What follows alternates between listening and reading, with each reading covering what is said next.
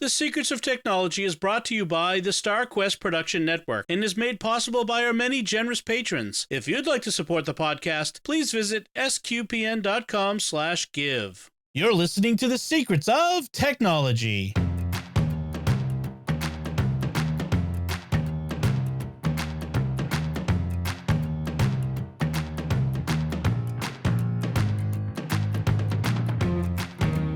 Hi, I'm Dom Bettinelli, and you're listening to The Secrets of Technology, where we discuss the technology news that's important to you from a uniquely Catholic point of view.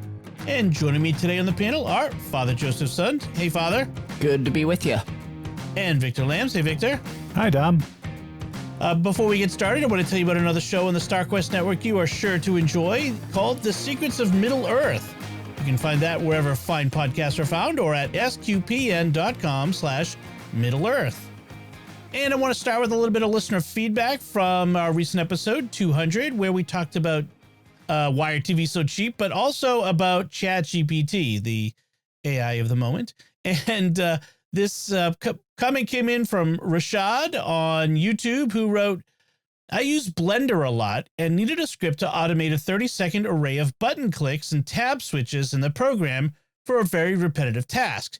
So I went to ChatGPT, asked it in pretty plain language to write me a script that would center my 2D cursor with a button click. First try, the script was unusable and Blender popped up an error. So I copied the error straight from the Blender console into ChatGPT and it said, oh, in Blender 2.93, the function referring to this 2D cursor had its name changed. I'm updating the script now. And it worked perfectly. So now I have a 30 times time saving from a script that took the AI 3 minutes to write with the barest of direction. My question is, what's going to happen when we set it to improving its own code based on what we wanted to accomplish? So this kind of stems from our discussion where we talked about, are these AI chatbots something to be feared, something to be welcomed? Is it a problem? How should we approach these things? And I remember Thomas was saying at the time he uses it a lot in his work, and other people have said, oh, it opens up a can of worms and bad things. So Rashad here is talking about a way that he used it to save him a lot of time. So from my point of view, in general, I think with the hard sciences and the more technical stuff, I think it's great. I think it can be more problematic and, some more care needs to be taken with the soft sciences and the humanities. But what do you all think? I think it's great personally. I mean, if it can help you, someone who doesn't know how to code, if it can help you create something that saves time. Another use for it is my wife has an art business and has to come up with product descriptions. And, that can be a fairly repetitive task as well to try and to come up with, prosaic language. And for something like that, ChatGPT has proven to be very helpful. Just tell it describe your product and it comes up with some marketing speak. So, you can plug into your shop. So there's a lot of really cool, day-to-day uses for it. Not to say that there might not be a downside at some point, but to help, artists who aren't good at marketing or, creative people who aren't good at coding, I think it's being helping to make more technology accessible. Yeah. It kind of reminds me, the Deacon Greg Kandra writes at the blog, The Deacon's Bench, and he posted recently about how someone had it write a homily on a recent Sunday gospel. And, it was functional. It was fine. It was kind of blah. I mean, it was sort of, it did the classic essay, here's my thesis statement. Here is where I tell you what I'm going to say. I have 3 points and 3 paragraphs. I mean, it was dry, it wasn't like inspired or whatever, but it was sort of if you're looking for a summation, hey, give me a summation of this Sunday's gospel readings. That's not a bad way to get a summation. But I wouldn't want a priest or a deacon to get up there and give me a homily that came out of ChatGPT. As long as it's not heterodox, I mean, it's probably better than some of the homilies we've heard. Is there a heresy sensor on ChatGPT? Yeah, exactly. I reply to it, anathema sit. Oh, I am sorry. Do we have to get an imprimatur for chat AIs? Oh man. So I think on the programming side of it, I see the benefit, right? Especially when it comes to writing scripts and automating things. Right. Back in the day, we had the macros when we were using Lotus or Excel, right? And so all those things that can make our life simpler and quicker, the fact that those easy coding things can be done. My problem with it is, where is it getting the source of that from? And are these people who have consented for their code to be used? Now, if they posted it on GitHub, maybe they consented in a way, but when GitHub was started and when open source was happening with this, did they believe that it be being used in this way? Yeah. And it's kind of a gray area there. Yeah. So I like it. I'm tempted. I'm tempted with some of the things that I do to see how well automated I can pull things from different websites and all of that. If ChatGPT could do that, great. But also, you hope that the people making these products have a conscience, right? With much power comes much responsibility, right? Peter Parker. Right. Yeah. So as something we've talked about often, probably every episode of this podcast, that's a statement that applies across the tech industry. Yeah. you have to assume that the people designing our cities and our roadways and our refrigerators and our buildings have consciences too, and don't want, to hurt anybody. It's just part of the social contract. When you wake up in the morning, you assume that, the world isn't trying to kill you. And hopefully that's true of AI chatbots as well. So I also wanted to follow up from last time. We had a discussion. I actually didn't pull it up before we got together, but I wanted to pull up and mention exactly. So last time I had my tale of tech woe, where someone tried to steal my Apple ID out from under me and my Apple Pay through some social engineering via phone call. If you want to hear the whole story, you can go back to last episode and hear it. You forgot the sound. Oh, my sound of the yes, the tech tale of woe. So I have a little follow up, not specifically to my circumstance, but to something that I saw Wall Street Journal.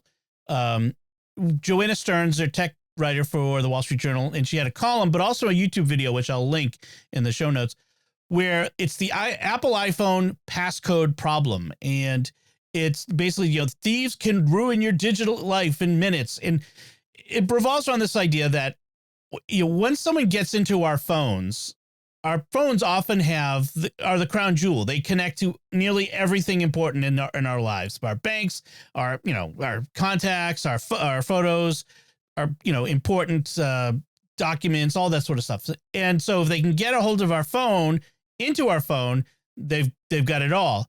And it talks about how there's been rash of people having their phones stolen.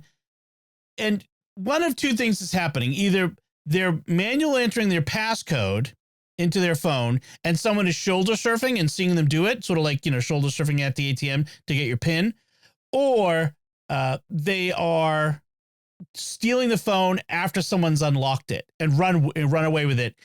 And the key problem in this is you don't need the phone's passcode or the old password in order to change someone's Apple ID password once you've got the phone unlocked.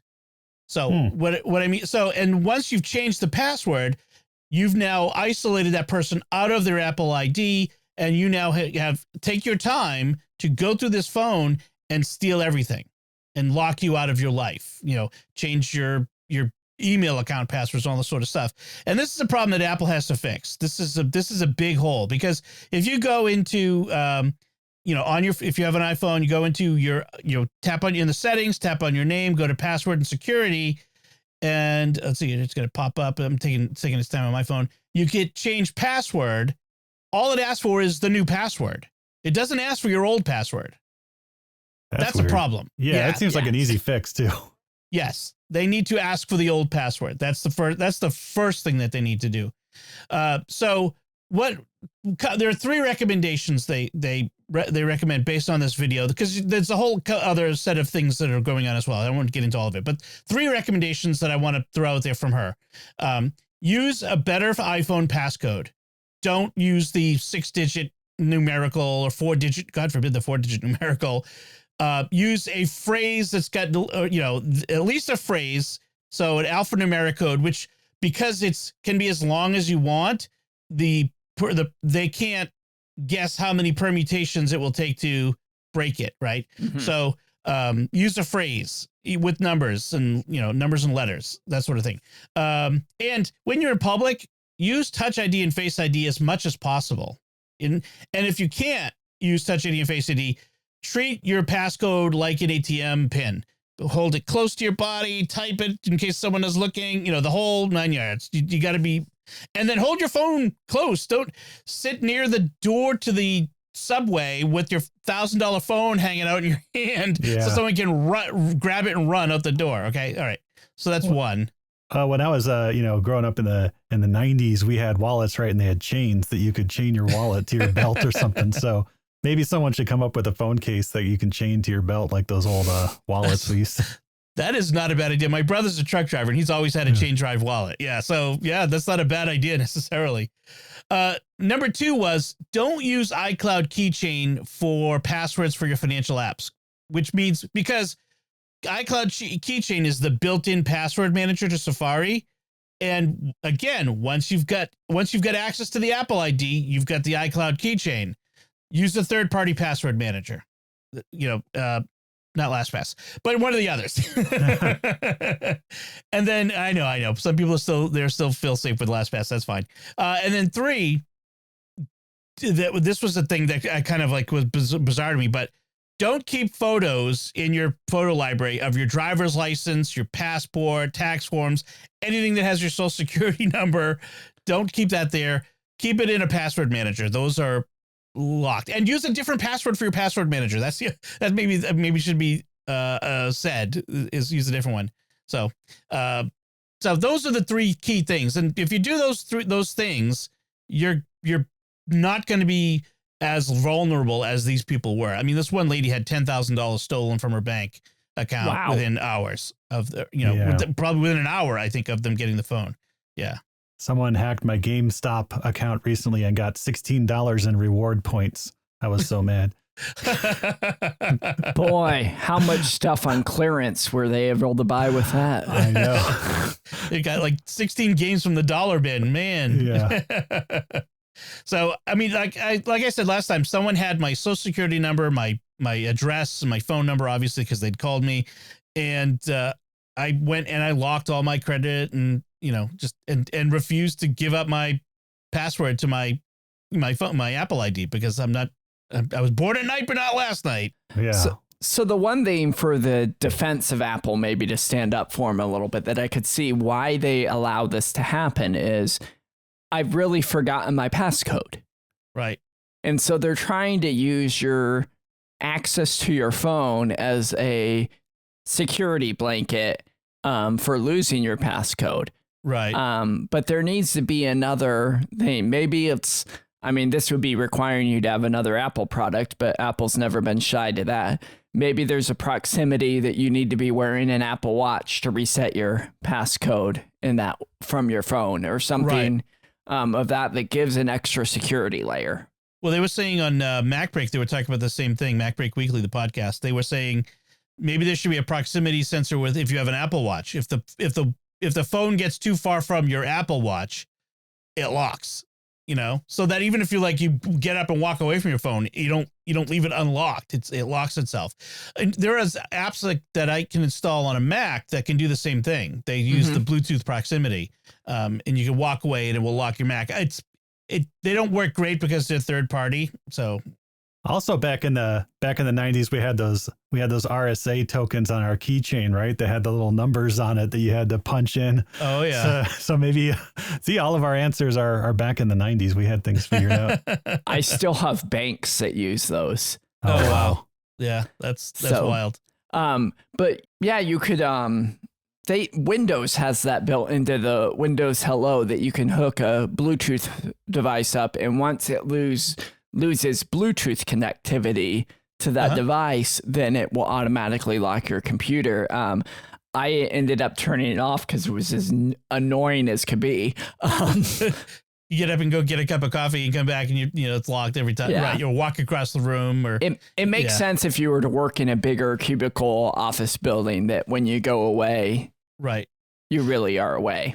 And there are high security, environments, in office environments where you have to have a key that, a smart card, and you take your smart card with you every time you get it from the desk, and you put it back in when you come back and that sort of thing. So I get that. In fact, the Apple Macs have smart card capabilities built into the OS, but so what do we do for the phone? That's the question. So yeah, they got to do some thinking about this, because we have to balance the convenience and the security, and that's a big thing. We could bring back the SIM card, find a new use for it. But it's still, the SIM card's in the phone, but when it gets stolen. But yeah, we'll see. Hopefully, I'd like to see what Apple has to say about this as the time goes on. That'll be interesting to see. So let's get to our main topic for this time, and we're talking about tech for gardening. Hey, it's just about nearly almost springtime in North America. Depending on where you are. I hear my friends down like in the South, talking about, I'm sitting on the porch drinking diced tea. It's 80 degrees out. And I'm like, yeah, I know it's 30 degrees here. But hope is what keeps me going here in the middle of March of 2023. And so I want to look forward to nice weather in spring. And I like to do some gardening. I don't know about you guys, but I like to have a vegetable garden in my yard and, and plant some flowers and that sort of stuff. And I'm also a geek, so I'm always looking for ways to introduce technology to these activities. And so we talked about a little bit, maybe we should talk about some tech for gardening.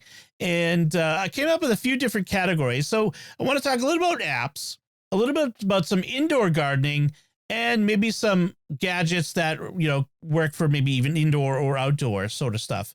And so I want to start with talking about some apps to help you identify what you're seeing. So apps that help you identify plants or insects or other stuff like that. And there's a couple of different pretty good ones out there. The one I have on my phone is called Seek by iNaturalist. And it's all of these, I think, are both Google and Apple. So you can get it for both. And Seek works, they work in conjunction with National Geographic and some others, and so they have a pretty good database of things to look up. And basically it works by you open the app, you take a picture of whatever, a butterfly or a flower or a leaf or whatever, and it tries to help you identify what it is and then tell you something about it. Seek is more about learning in the environment, so it's not specifically for gardening, but it's pretty nice and pretty useful for, especially like I like it when I'm out with the kids. We go on a hike, we're in the woods, what kind of plant is this? And, learning some more about that sort of stuff. But it can be really helpful, when you're just trying to like, hey, what is this growing in this garden? And, I like that flower that my neighbor has. What kind of flower is it? And who wants to talk to your neighbors? Like, you want to use a tech to avoid talking to people. I'm just kidding. So Seek by Naturalist is one. Another one that I like to use is also called Leaf Snap. And that's another one that helps you identify plants, but it's more geared toward helping you learn how to care for them. So if you have a lot of different plants, like if you get a bunch of house plants, or someone gives you a house plant, how do I keep it healthy? And so you take a picture of it and it gives you information. And it can also identify, I'm pretty sure Leaf Snap does this. We identify problems, like if it looks sickly, and I think that was Leaf Snap. I'm not positive. I think it was one of these that could do that. Could identify a plant that's not looking great. And then finally in this category is also built. I don't know if Android has this, but in the iPhone, if you just take a picture with your phone we've talked about this before, but if you go into the Photos app, you can actually ask it to identify what it's looking at, the plant or an animal usually. And it can give you some information, not a lot of information, but it can at least identify. So do you know if Android can do that? I don't. Let me. I don't know if I have any photos of plants on my phone, but I'll definitely check that out. Or even animals. Yeah. Yeah, animals. I might. Kids, for sure. But, no, this is very. Yeah, these. I've played around with some of these apps before. I don't know if it's to the point where I would like chow down on something in the wild just because the app said it was okay. No, they probably don't have do disclaimers about like don't go eating mushrooms, which you should never do unless you really know what you're doing. But yes, that's another trust that you're putting in the maker of the app, that they have a conscience and they're not trying to kill you. What was the saying about like you can eat any mushroom? It's just whether you will live to have another meal. That's the question. Yeah. Oh yeah, you can actually. I have a picture of a fern we have inside of our house, and you can like look it up and it starts to show other pictures that look kind of like it, and cool, and stuff like that. I don't know how useful this is, but looks like it's pulling from Pinterest too. So I don't know. So Dom, how do you do that on the iPhone? So say I take a picture of the plant in my office that's dying here behind me. How would I identify the plant with the Photos app in my iPhone? What's the steps? So you take a photo and then you pull it up in the Photos app. And then when you see it there, you'll just scroll up, and that's when it shows you metadata, and you'll see the photo. In fact, there may even be an icon on top of the plant in the photo. And you see under the photo, add a caption. Then it says look up. And if it's a plant, it will say plant. And you tap that link, and it will give you basically a Google search. It gives me a Siri knowledge. Oh, it says, so my wife went for a walk today. She took a picture, and it's a snow crocus, and it will tell you, and then you can go to Wikipedia to get more information or see similar web images to make sure it's what you think it is. So, I mean, it's for in the built-in stuff in the phone, it's not a ton of information, but it's enough to identify things, and that's pretty fun. Yeah, mine uses, because it's a Samsung phone, uses Samsung Bixby Vision, and it has 4 categories like text, translate, discover, and then the 4th category is wine. So it's to identify wine. So one quarter of all Bixby Vision searches are apparently to determine what kind of wine you're drinking. Which you wouldn't look at the label, I guess, on the bottle maybe, but maybe it'd tell you more about it, I guess. That's really cool. I took a picture of that plant behind me, which is called a Petra, and I knew that's what it was, and it immediately told me it and then gave me the scientific name for it and everything. So it's a lot of fun. I mean, it's like having a field guide with you at all times in your phone, and the apps will do even more. So another one that's really kind of fun to use with a garden is you want to make sure if you're going to place a garden in your yard, you want to make sure it's going to get plenty of sun throughout the growing season. And so there's a couple of different apps I'll recommend. One is called Sun Seeker, and the other one's called Sun Surveyor. And what they do is they will show you, from the location where you are, and it uses your camera, it shows you how much sun, where the sun will be at any given time on any given day in that location. And so you can look and see, okay, how is the sun here, say, in July when I'm trying to get my tomatoes to ripen? How is the sun here in early, spring when I'm growing my early season, leafy greens and radishes or whatever, that sort of thing. And so especially if you have a lot of trees and, houses around and that sort of stuff, this could really help you figure out where to place your plants and where to place your garden overall when you're planting. And so it's really neat. My brother uses these apps. He not for plants. He is a contractor with the Massachusetts Transit Authority. They're setting up these kiosks at all their bus stations that are solar powered. And so he's going around the city and he's got to make sure this spot gets enough sunlight to power the solar panels that this kiosk is going to need.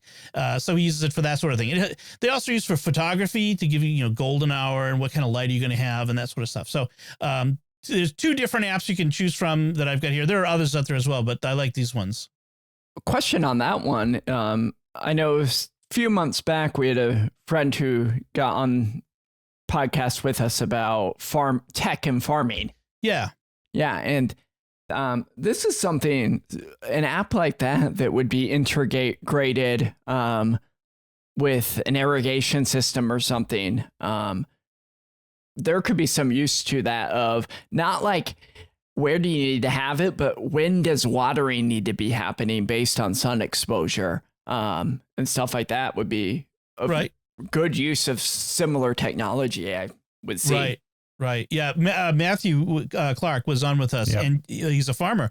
And, I bet that there are farmer level, ag level things to measure. In fact, we'll talk a little bit in a few minutes about some stuff to measure soil moisture, but also to measure rainfall and cloud cover and probably sun exposure that could probably work all together to help you figure this, does it need watering today? Yeah, I sat and one of my parishioners had his phone there at a church meeting we had, and this was still during the crop season, and he changed the direction of his pivots from his phone. And I was just fascinated how this all could be done. The irrigation pivots, that's like, they're basically giant water sprinklers. Yeah, that is fascinating. The YouTube channel Smarter Every Day had a great video a little while ago about those irrigation pivots that he went and saw someone setting them up and how they work and stuff. So yeah, those are really cool. Yeah. It's not far from me. In Lindsay, Nebraska is one of the largest producers of irrigation units in the world. So we love our pivots out here. So anyway, those two apps I was talking about, they're called Sun Seeker and Sun Surveyor. And then the last app I'd like to talk about is called Seed to Spoon. And this one, I was looking at it, and it's almost like a social network for gardeners. It's free to start. There is a premium level where you get more things, as a lot of these things are. But it lets you tell it, these are the plants I'm growing. It'll give you all kinds of growing information, how to treat them, how to, what kind of pests you're going to be aware of. It'll give you information about your specific growing zone. Like the United States is divided into certain growing zones. If you're a gardener, you know about growing zones, which is based on climate and temperatures and sunlight and that sort of stuff. The app and the paid level will also help you plan your planting. So this is when you should plant this. This is when you should plant that. They have an AI now that you can ask it questions and it will give you information back, try to formulate questions based on its database of knowledge. So I don't know how well it works, but and then there's a community aspect to it. And they make the people who make the app, they make videos on a regular basis that are in the app, and you can communicate with other people. And I gather it's a family behind it, like this couple with 5 kids who they got into gardening a few years ago, and he's a programmer and created an app. Their name is actually Spoonamore. Right. So the app is called From Seed to Spoon, and so I bet it's a pun in their name. Yeah. I love puns. Yeah. No, that looks cool. We'll check that out. And yeah. I think it could be very helpful, especially if you're just getting started, if you're getting into it. And, I know a lot of people started getting into gardening with the pandemic because, what else are you going to do? You're stuck at home all day. So you might as well garden. And hopefully people are keeping it up, because I love gardening. I think it's great as a thing to do with my kids. I love the idea. I remember when we had our first garden, my kids were, small, running around the yard age.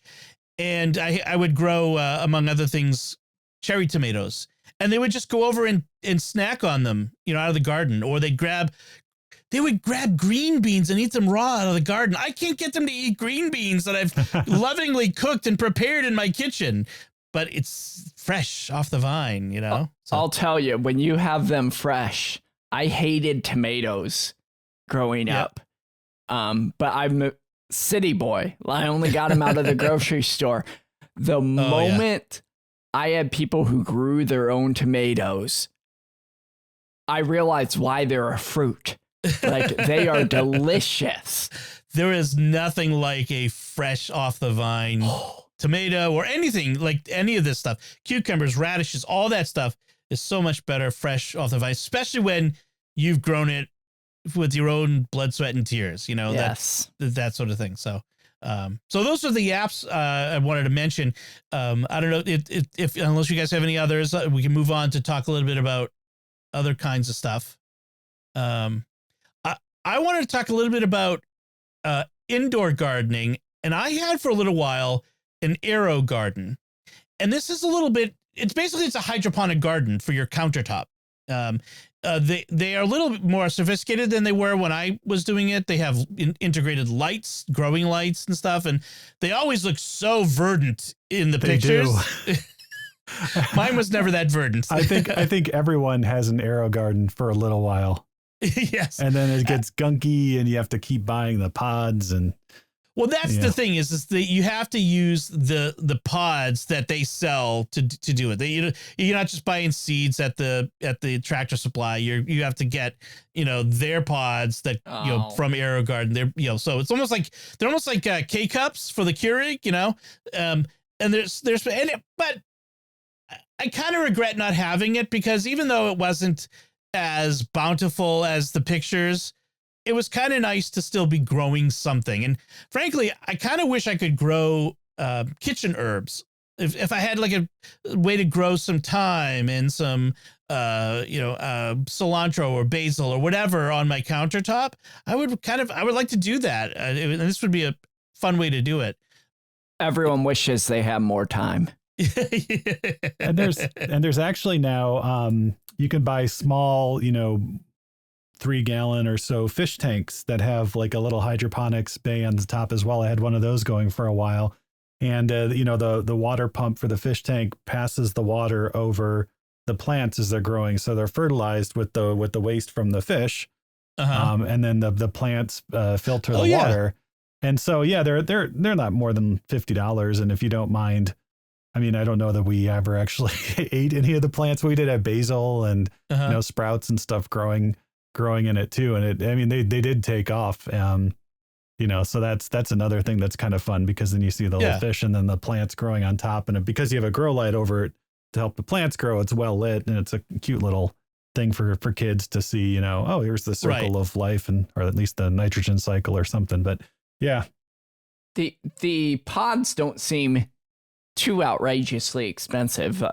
Most of them are below $20 for like a pack of 9 or 10 is what I'm seeing here. Yeah, I mean, it's going to be more than a seed packet, but it's sort of a head start. It's got everything you need in the pod to get it going. I mean, when you get a big family, and that's one of the reasons why we don't have it as much, as this just doesn't produce enough to feed a whole family of where I have 5 kids. You know what I mean? It's not going to feed 7 of us out of an air garden, or at least one that could fit on my counter. You need 7 of them. Right. But if you're a couple, or if it's just husband and wife, or you're single, or you have one kid, or you want to have something the kids can have where they can grow things and just have that experience. I mean, all of those reasons would be great. So, Aero Garden, I think is great. Now, you used the K-cup analogy. Is there a way that I could create my own pods like I can with a K-cup, of getting the nice little... Yeah, I mean, I think they sell just blank pods of growth medium or something. Yeah. But you could probably make your own too. I mean, it's IKEA sells growth medium, and other places do too, obviously. You just get a pod and put it in. There's probably nothing too special about it. Right. Yeah, what have you put on our list? Seed starters? Yeah, so another way of when it's about that time, at least up here in Michigan, when you need to start thinking about starting your seeds. Our growing season isn't super duper long, so you have to start your seeds inside and then move them outside when they're big enough and when they're not going to have a frost anymore.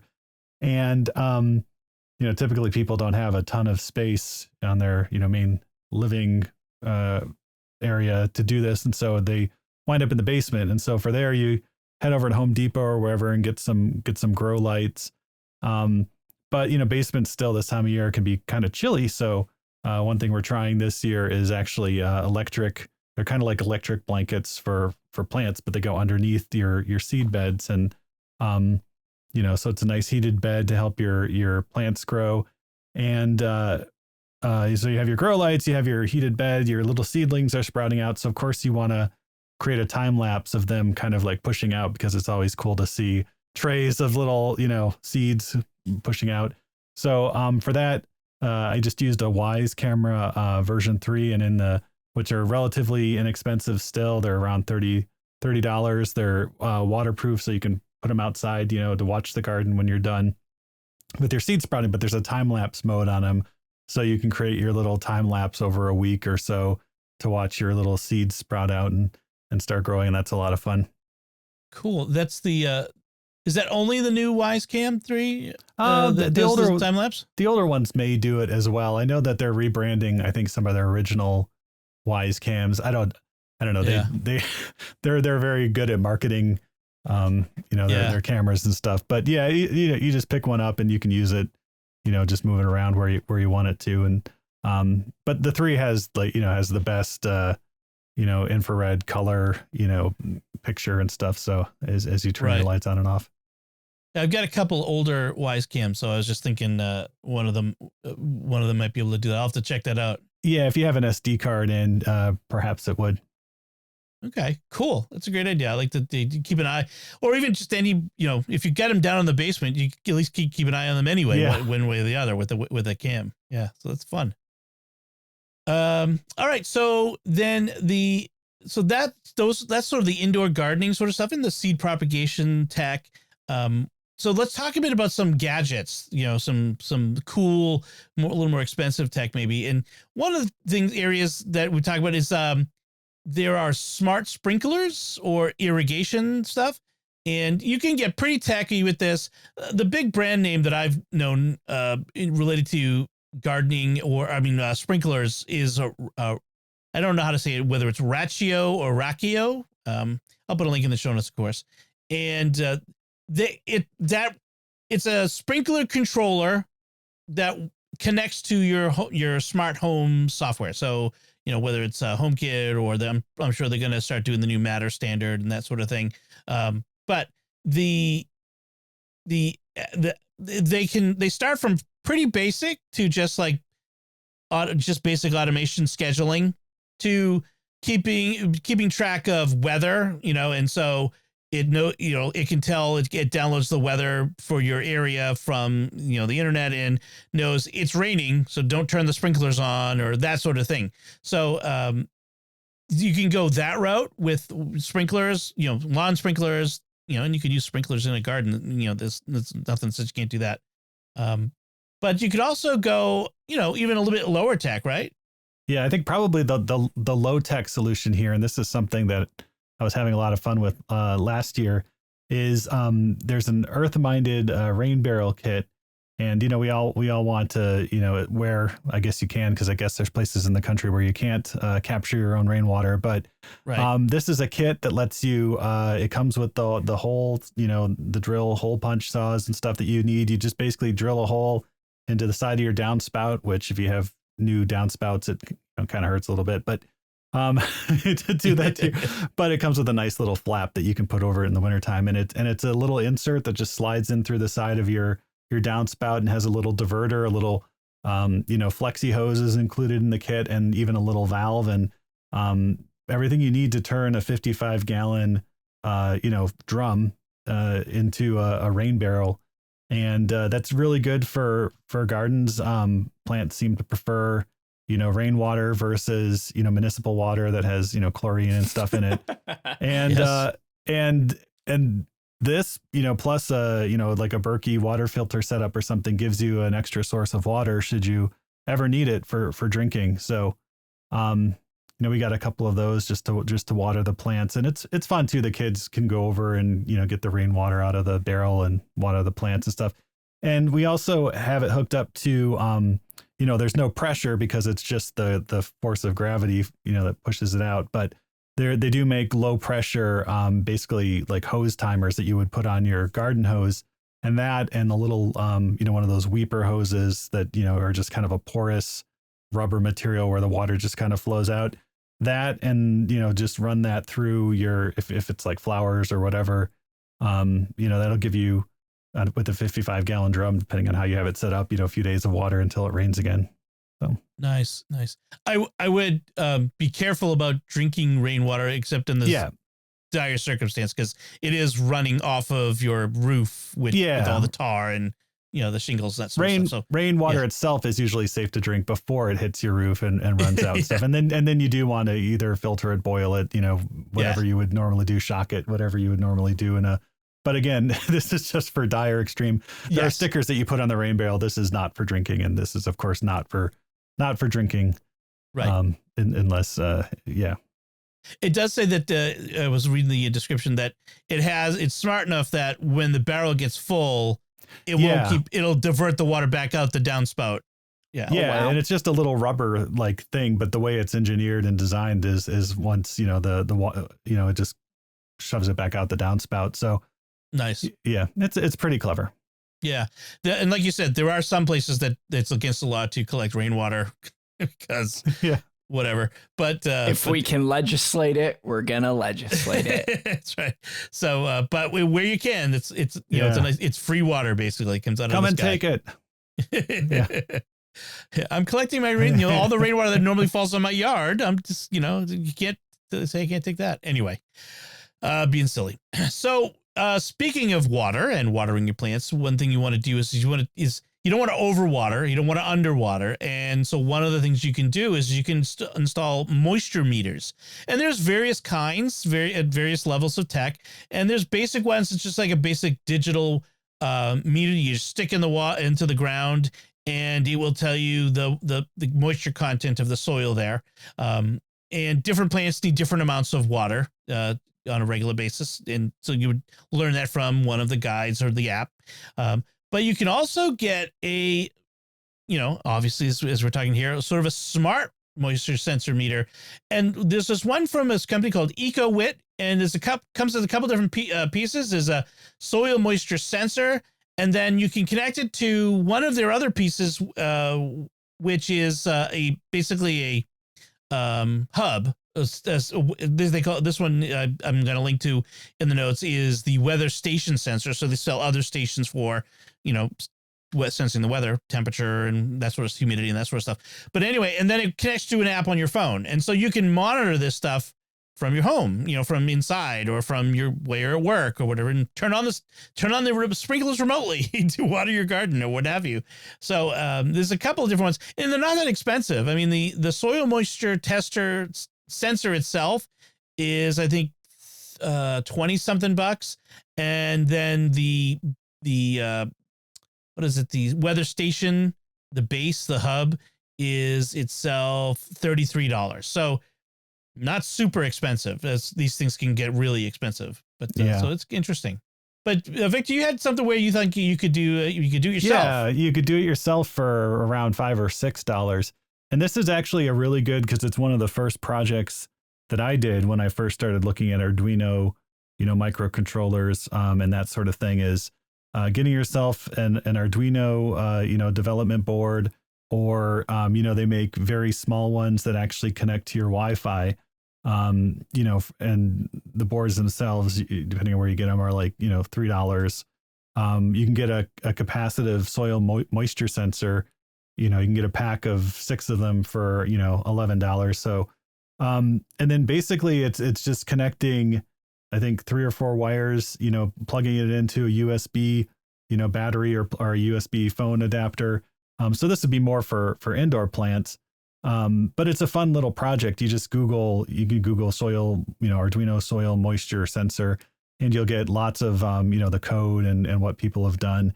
And it's just a really fun intro project to using microcontrollers. And, how do I know if my soil is too dry? Well, you can, add a little code to have a little LED light up red if it gets too dry, or even hook up a little screen for a readout. Or if you have it Wi-Fi enabled, there's phone apps that can connect to these, that are free, that you can just kind of read the the values coming off the pin and stuff and set up alerts. So it's just a lot of fun. The project I was going to do was going to be create an automatic watering system, and I never really took it that far. I had the equipment and stuff. I just never, I was concerned that it would leak or something, if it got stuck in the on position. But as little sensors and stuff, and with one board, you can hook up multiple sensors. You can hook up temperature and humidity sensors, and basically create your own little weather station for under $20. During around March of 2020 with COVID, I dove headfirst into Arduinos. So be careful if you dive in. It's hard to get out.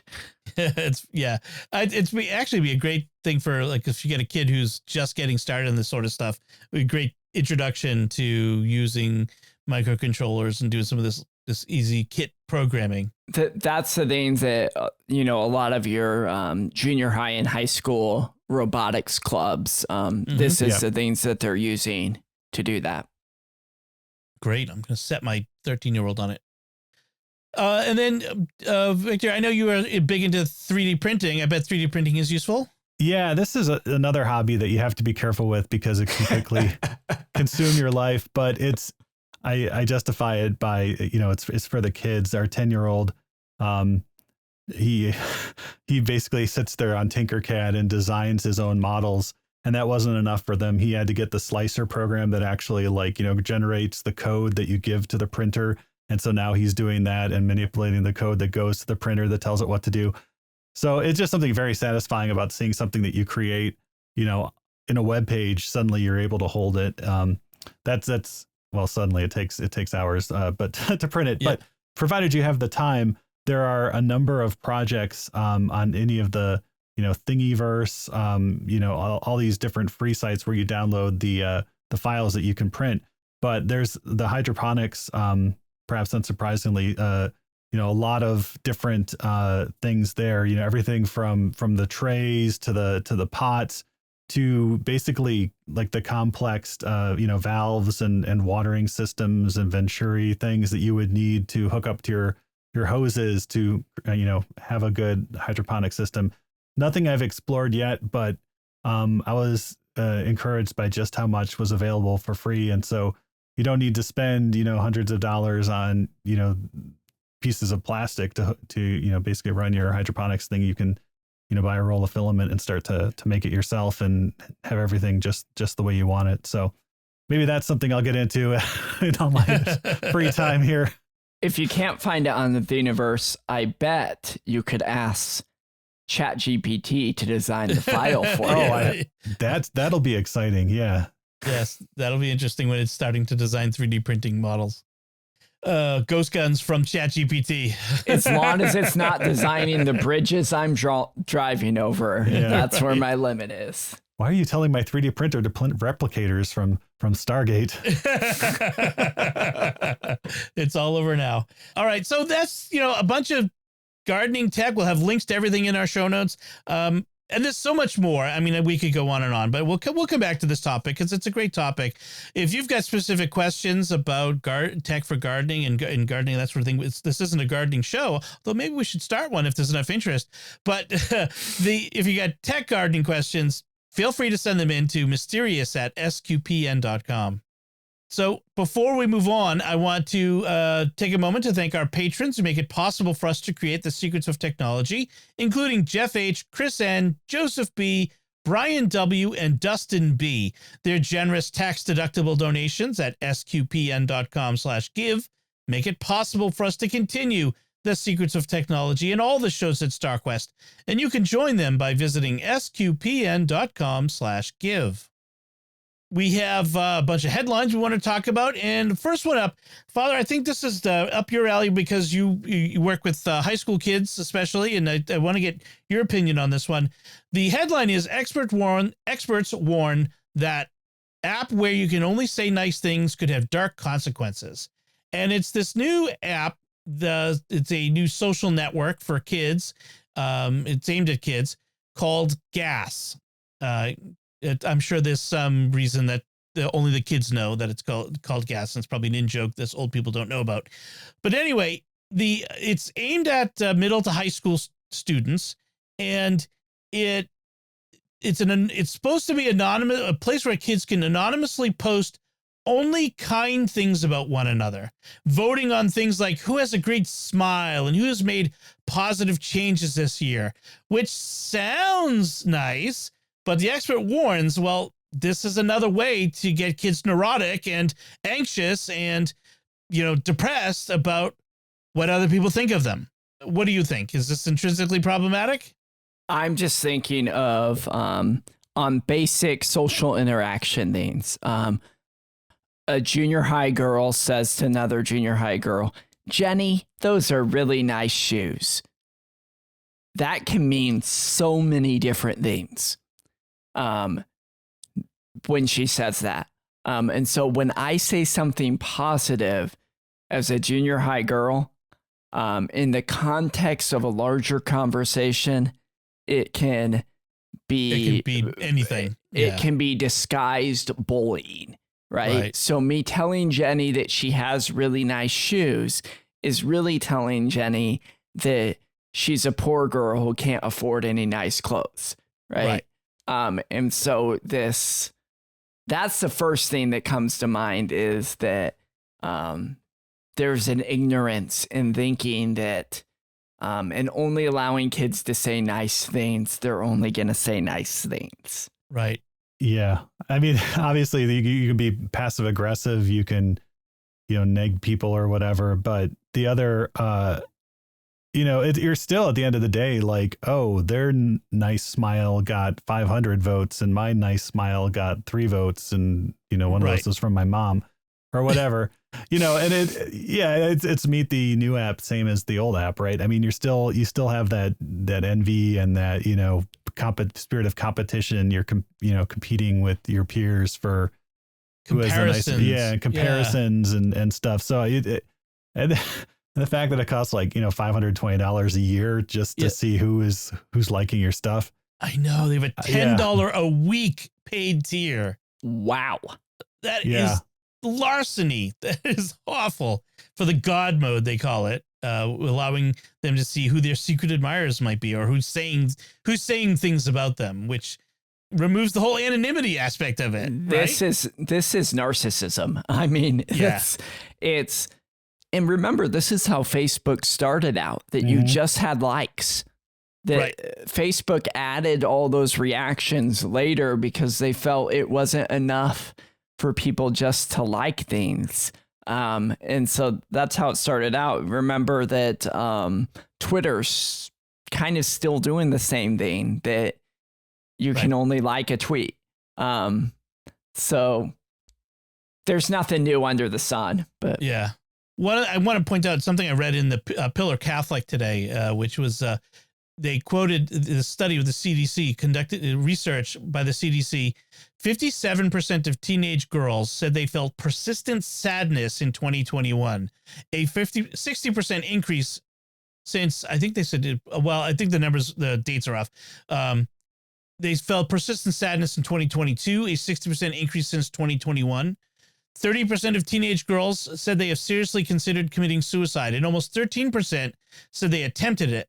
Boys are struggling too, the research found, but depression rates were found to be twice as high among girls as among boys. And now I'm going to say, and I'm telling you, it's social networks is not the only reason, but they're a huge part of this whole reason. Yes. And that they're a serious problem. They're a problem for adults, but they're a bigger problem even for kids. So recently, over the last few years in most of the schools that I've worked in, we moved to disallowing cell phone use during the school day. And the reaction from the kids began first of like revolting, right? This is a prison. We're so mad at you. And then after a few months, when you talked with them in honesty about it, there was this freedom that they felt during school, that they were not constantly just being thrown into all of this. And so they recognized that.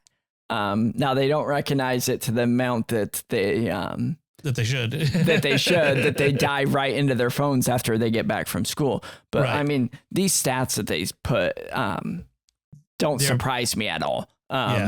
And I think on a non-technology soapbox here, it just brings the importance of having real conversations, of making a point, if you have kids, to sit down and have those conversations with them. How are you doing? Right. And not just like a, how you doing? Right. Like a what's up thing, but having authentic and real conversations, and letting them know, that you care and that you're there for them. And I've, seen way too much of this, and it's important for us to be reaching out there. Exactly. Agreed. So our next headline is, this is interesting, out of New Mexico. A lawmaker has proposed a bill, and this is just a proposal, so it doesn't mean it's going to be a law. But his proposal is that starting July 2023, that's this year, every new home built, so only new homes, must be constructed with a solar power system and a plug for electric vehicles. Now, this is New Mexico. It's one of the sunshine states. This probably has, next to Arizona, the most sunshine of any state in the U.S. So you may as well harvest it. And they have really good net metering rules, which is where you can sell your electricity back to the grid and all that kind of stuff. So in the end, it probably would work out for most homeowners. Like if you're building a new home, it would probably add $5-10 grand maybe to the cost of the home at most. You know, with the various tax credits and that sort of thing. But you know, they estimate $5 grand after the tax credits for most houses, up to $9,000 without the tax credits. I like the idea of, you know, I think in general, I like the idea of a new home being built with chargers, you know, outlets, so you can charge an electric car. I mean, that's sort of the future, and being prepared for the future is a pretty decent idea. I don't know about laws mandating it, though. What do you think? Yeah, because housing, especially for first-time buyers, is so affordable already. I mean, anybody who wants a home, and they say, oh, they'll only add like 3 to 4, you know, after tax credits. Well, that's not, you know, you don't pay tax credits on a new home, right? So that's, you know, once, you know, well, who's getting the tax credit? Is it the homeowner or the builder? Yeah, builder, and pretty soon that $5 grand is 20 grand, you know, taxed, tacked on to the cost of a home. And you know, why do you need, you know, EV chargers if you're not going to be able to afford your own car anyways, right? In the future, you know, and car ownership, you know, becomes shared, right? I mean, mandating it. I mean, it's just going to add cost to new homes. We already have a problem with affordability of housing as it is. You know, I don't know anything about this senator or who, you know, is lobbying him on this, or what his connections to the industry might be. But this is the sort of thing where you would, you know, follow, you know, a trail of money or something. And it doesn't, you know, mandating it is if you want solar panels on your home, you know, great, put solar panels on your home. If the government wants to subsidize that, great, take advantage of the tax credits. But to mandate it and raise the cost of something that is already out of the reach for many young families who are trying to, you know, buy their first home, I don't know that this is a solution to that. Although it's new construction, and I mean, maybe there are some people who are first home buyers buying a new house, so that may make a little bit of a difference. But go ahead, Father. Yeah, I was just thinking, you know, with mandating never helps creativity, just from an educational standpoint, right? When I do something of the required project, right? This is what you're going to be writing, versus letting you choose the project that you're going to be doing, and the quality of work that comes out of that when you do that in the educational aspect is remarkable, right? And so I hold the same. If the government's mandating innovation's not going to happen, right? And so, yeah, I don't like the idea of the government mandating innovation. And should point out, by the way, that California already has a law requiring new construction to have solar based on various characteristics of the construction. So, it's not new, but yeah, I don't know. I mean, I'm in favor of, so I have solar panels on my roof. They've saved me money. I like the idea of having, I mean, it's a 240 volt outlet in your garage. Yeah. So, I mean, you may want to have one there anyway, but the idea of just of mandating it. Yeah, I agree. I think maybe that might be a step too far to require every new house to have it. I mean, maybe even to have it, the other municipalities do the zoning for that or something, but just to mandate it at a state level seems excessive. All right. So another headline is the Instagram's co-founders are mounting a comeback with their a new app that they're developing.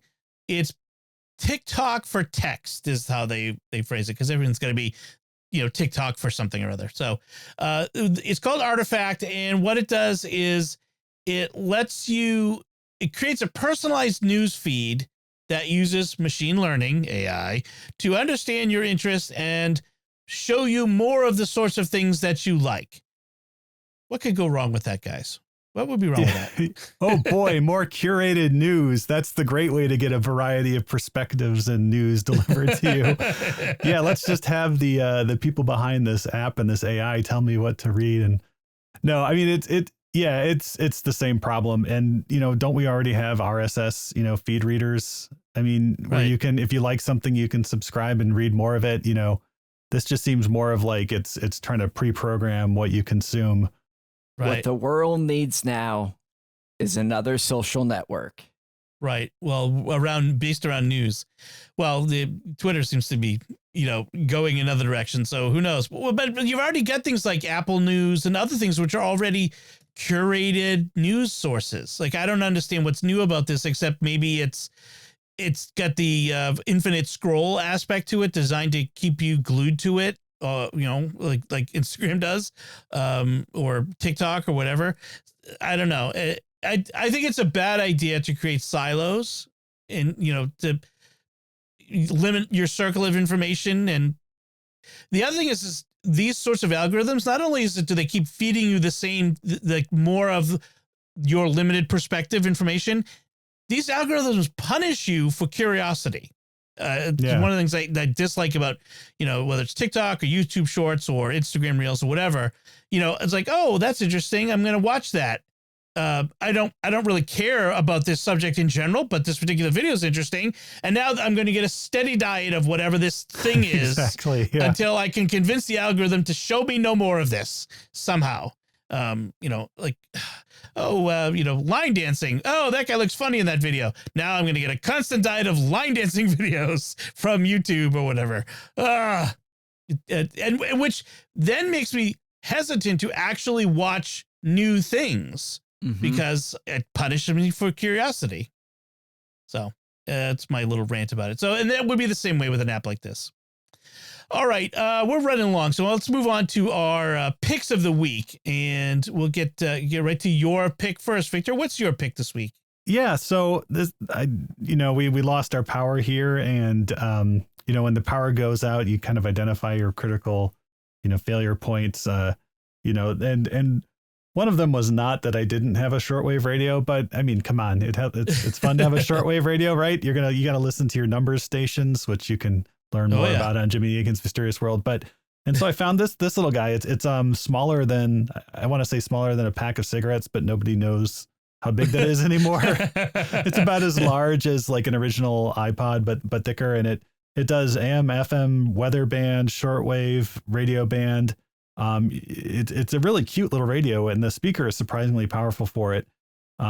For its size, has a nice big antenna and actually comes with a wire antenna as well that you can clip to it and get even more range out of it. So, if there was a power outage situation, you could at least get some news from it. You can also put micro SD cards in it and put podcasts on those, so you can actually carry around your favorite StarQuest podcast on it. But it's about $50, and it's really actually pretty powerful for that. So, if you want to have a a short little, tiny little radio that you can carry around in your pocket and, listen to all sorts of weird things. You can pick that up. That's cool. My dad is a shortwave radio collector. He's got his Radio Shack one from way back when. The one I got him was C Crane radios, and kind of the same size as that one, of a mini one, but then also there's a crank one that, nice. Yeah. That recharges the battery with crank, and there's also a solar panel on it, so you can get enough battery power to get the weather radio working in emergencies.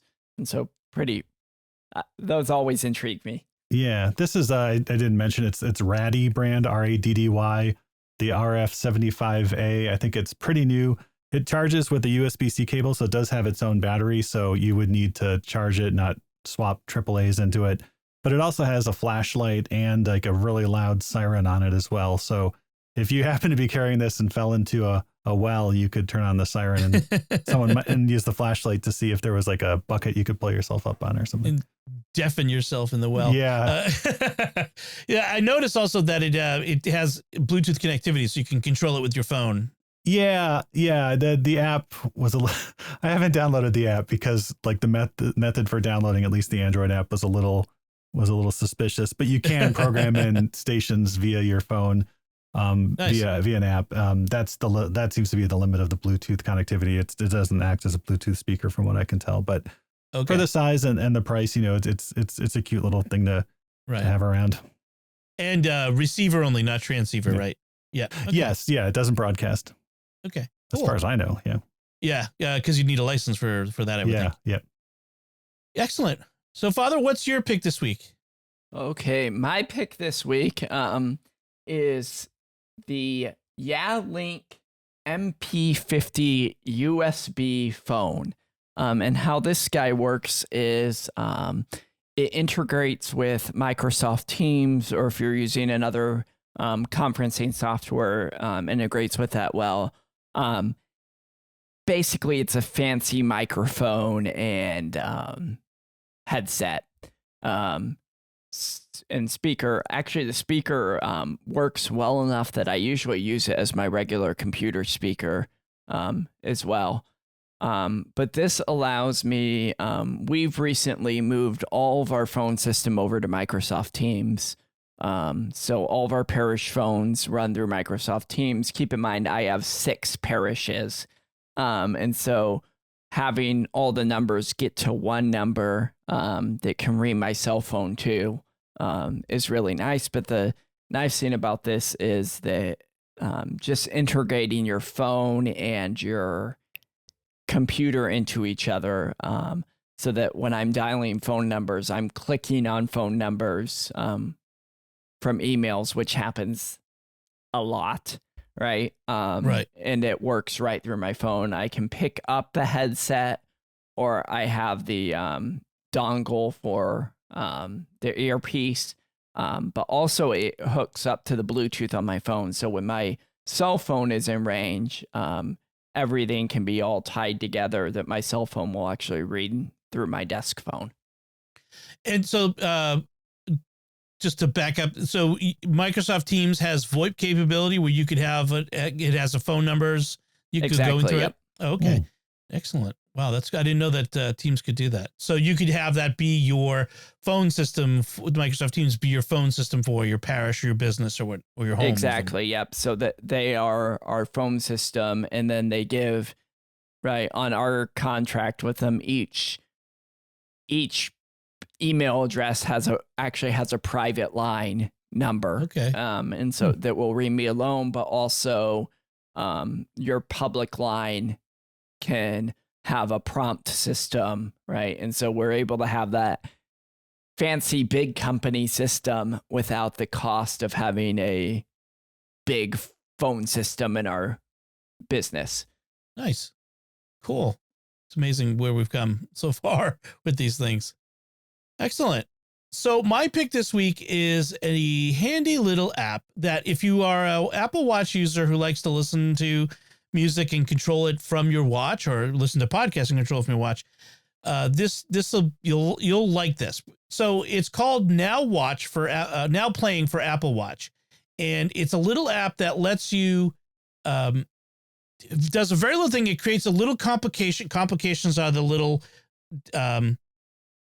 gadgets on your screen, on your watch screen, that let you that do different things, can interface with different apps. And so it creates a complication that when tapped brings up the now playing screen. And this is an important thing. Like I should back up. When you're playing music through your phone that your Apple Watch is connected to, you can control it from your watch. And there is a screen that's buried inside in an app on the watch where you can play, pause, next, volume up and down, and that sort of stuff. And that's really nice because, sometimes my phone's on the other side of the room and I just want to pause it because I want to, answer the door or something, or what have you. But a lot of times that screen will be buried and I don't have to dig for it in the controls in the app list or whatever, the grid of apps that Apple created for the watch. So you can create a complication that goes right on the screen and does the very simple, very one thing, was you tap it, it brings up the interface, and you can now interact with your sound. And so all that to say, it is a very small little program that's free and does one thing and does it well. And that's something I really love, is to find something that's very useful and free and does it well and doesn't do much else than that. So Now Playing Plus for Apple Watch. I'm not sure what the plus part is, but apparently there's something plus about it. So that does it for our picks this week. And that does it for our show. We would love to hear what you thought of any part of our discussion this time. You can let us know by commenting on the show at sqpn.com/technology, or the StarQuest Facebook page at facebook.com/StarQuestMedia, or send an email to technology@sqpn.com, or visit the StarQuest Discord community at sqpn.com/discord. You'll find links from our discussion and our picks of the week on our show notes at starquest.fm/TEC202, Tech202. Remember to like our episodes of Secrets of Tech where you find them on Facebook, retweet them on Twitter, leave us comments. We love to hear from you wherever you leave your comments. We'd like to thank James for research assistance in this episode. And until next time, Victor Lambs, thank you for joining me and sharing the secrets of technology. Thanks, Tom. Father Joseph Sun, thank you as well. Thank you. And once again, I'm Dom Bettinelli. Thank you for listening to the Secrets of Technology on StarQuest.